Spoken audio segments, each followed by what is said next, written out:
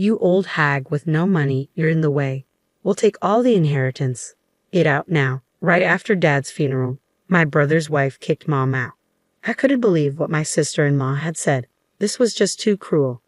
I was furious and about to lash out at my brother and his wife, but Mom stopped me. She whispered in my ear, "That girl, she's stunned for."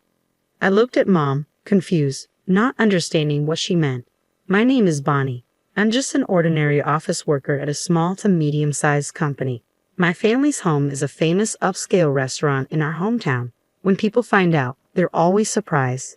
They can't imagine someone as plain and unnoticeable as me being associated with fine dining. In reality, I have little to do with that restaurant now." My brother, Raleigh, followed in Dad's footsteps as a chef, and his wife, Alida, helped run the place. It's clear they will take over the restaurant, and there's no role for me. Dad was a chef and entrepreneur who made the restaurant famous in just one generation.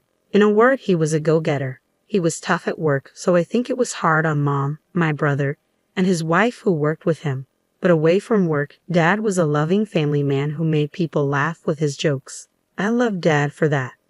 Then one day, I got a call from Mom at work. "Your father has collapsed. Come to the hospital right away." I could tell from Mom's voice that Dad's situation was serious. I rushed to the hospital. When I arrived, Mom and the doctor were talking, looking very serious. "Mom, is Dad okay?" I asked after the doctor left, not knowing what was going on. Mom was looking worriedly at Dad, lying in bed and stroking his hand. His hands were thick and hard like a craftsman's. I love Dad's hands. "He's not in immediate danger, but it seems there will be after effects," Mom murmured, still looking at Dad. The doctor had told her that Dad would probably be paralyzed on his right side. Not being able to move his right hand would be the hardest thing for Dad. Mom and I sighed, unable to talk any further. "Is my father-in-law okay?" My sister-in-law's voice echoed in the quiet hospital room. She had rushed over after hearing from Mom. I thought she was worried, but as soon as she heard about Dad's condition and the after effects, her expression changed, and she began to smirk. "Well, he can't cook anymore, so the restaurant is ours now," she said callously. I couldn't believe what I was hearing. The sister-in-law I knew was quiet, never going against Mom, Dad, or my brother, always smiling, always considerate. But the person in front of me now was like a stranger. I couldn't keep up with her sudden change. "That's her true nature. She's been hiding it. I notice. But she's really wicked," Mom said, sighing. I was worried about Dad's condition, but my sister-in-law's behavior was so shocking that I left the hospital that day in confusion. 2 weeks later, Dad was discharged and returned home. Dad's body was now so frail that he couldn't even manage to go to the bathroom or eat on his own. Proud as he was, Dad would sometimes throw tantrums and throw things.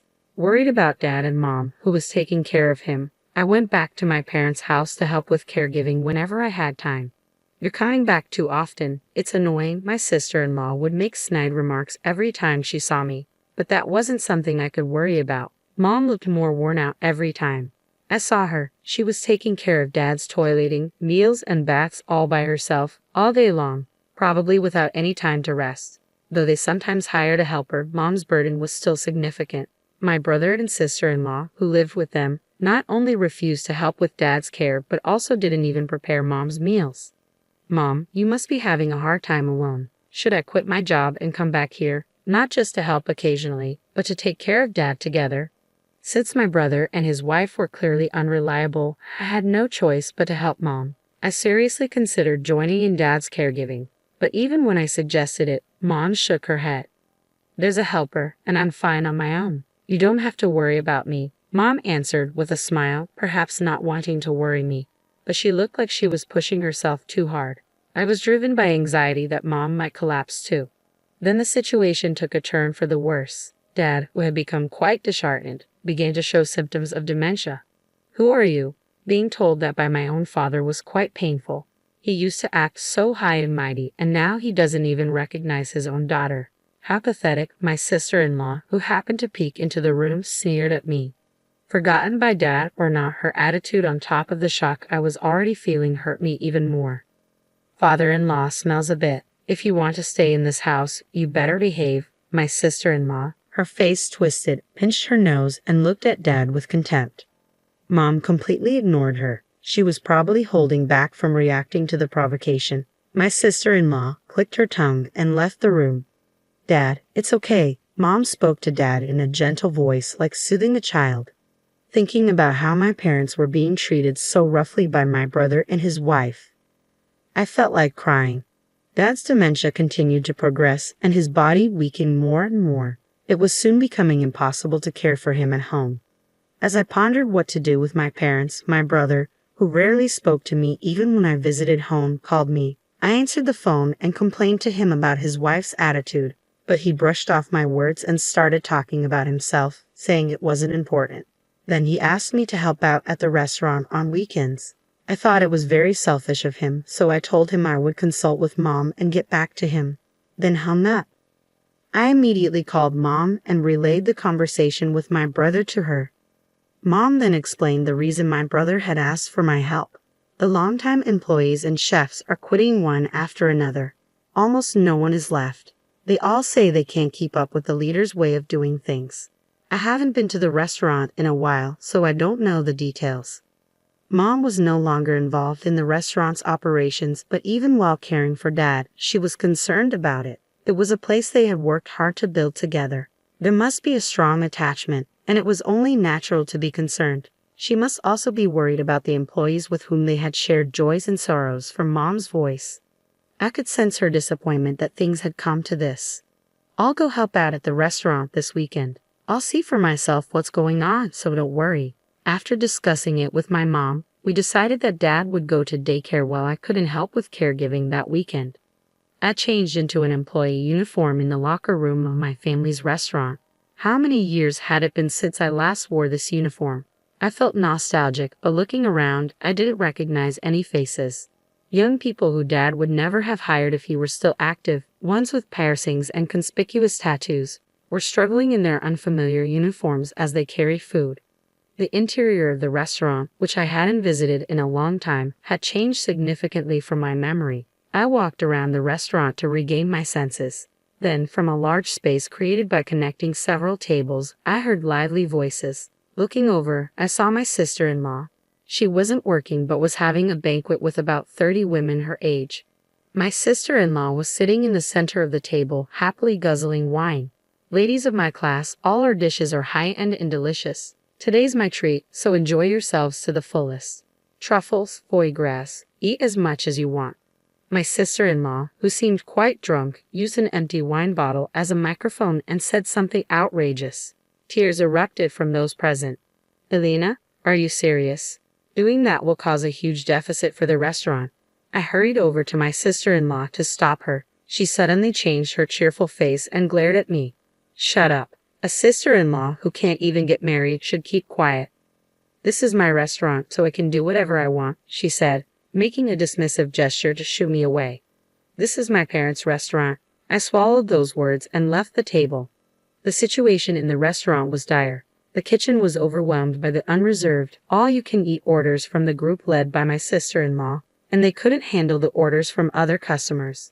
Regular customers from Dad's time were so angry that they left, saying, "How long are you going to make us wait?" I had never seen these customers angry before. Realizing how bad it was, I asked the chefs to put my sister-in-law's table on hold and suggested prioritizing the other customers, but they said they couldn't. My sister-in-law had told them to prioritize her table. If they didn't listen, they would be scolded later, the chef said, looking down. My brother was engrossed in a horse racing broadcast, seemingly oblivious to the chaos. He probably became a chef just by going along with the atmosphere around him. As soon as Dad, who was intimidating, was gone from the kitchen, this happened. Since childhood he had always watched Dad's face, and now that Dad was gone, he was watching Elita's face. This was not good. I approached the table again to warn my sister-in-law about the orders. Just then, a long-serving employee whom I knew was telling my sister-in-law, "We can't serve that dish anymore. We've run out of the main ingredient, truffles." The moment the employee bowed his head, my sister-in-law raised her voice in anger. "Then go buy some. You should know that much, you useless person." She even threw an empty plate at the employee. She was acting more like a rowdy, drunken customer than an owner. I understood why the long-serving employees had been quitting one after another. I'm thinking of changing the name of this restaurant. The current name is old-fashioned and cliché. I want something more stylish and cool. My sister-in-law turned to her friends, laughing and making such remarks. The restaurant was finished. Dad's once renowned establishment was nowhere to be seen. After finishing my help, I headed to the locker room, wondering how to tell Mom about this situation. She would surely be sad to know about this. Thinking so, my steps felt heavy as I headed home. The next day, when I visited my parents' house, I honestly told Mom about the situation at the restaurant. Mom sighed sadly. I thought it might be like that. My son has been under Elita's thumb since Dad fell ill, and the restaurant can't survive without your father. Tears welled in Mom's eyes, and her lips trembled. Seeing Mom like that, I couldn't hold back my tears either. I'm sorry. If I had been stronger, I could have protected Dad and Mom's restaurant. Mom patted my shoulder, saying it was okay. Let's give up on the restaurant. Mom persuaded me to do the same. After that, I continued to refuse my brother's requests to help at the restaurant. No matter how many times I refused, he kept calling, and his complaints about my sister-in-law began to mix into the conversation. She was still inviting acquaintances and treating them, and the restaurant was facing a huge deficit. They were even struggling to pay for supplies. Furthermore, despite having no money, my sister-in-law insisted on renovating the restaurant into a stylish cafe bar. That has nothing to do with me. I would hang up the phone in the middle of the conversation every time. They could do whatever they wanted with the restaurant. All I wished for was Dad and Mom to live a peaceful life. A few months later, Dad suddenly passed away from pneumonia. Many people came to the funeral of Dad, known for his kindness and inability to refuse requests. Mom greeted the condolence visitors with composure. You must be tired, mother-in-law. Please rest in the back. I'll take care of the guests. My sister-in-law asserted herself at times like this. She probably didn't like Mom taking charge of the funeral, wanting to show she was the face of the family. No, I'm in charge of the funeral, so I will properly greet everyone. Mom sternly rebuked her. Whether overwhelmed by Mom's forcefulness or not, my sister-in-law left the scene with a bitter face. Under Mom's direction, Dad's funeral proceeded smoothly. Chefs who had trained under Dad, familiar regular customers, and many people I knew came and encouraged Mom and me. They didn't even make eye contact with my brother and his wife. They all knew what my brother and his wife had been doing since Dad fell ill. Throughout the funeral, my brother and his wife looked uncomfortable. I wish they would just keep quiet, I thought as I looked at them.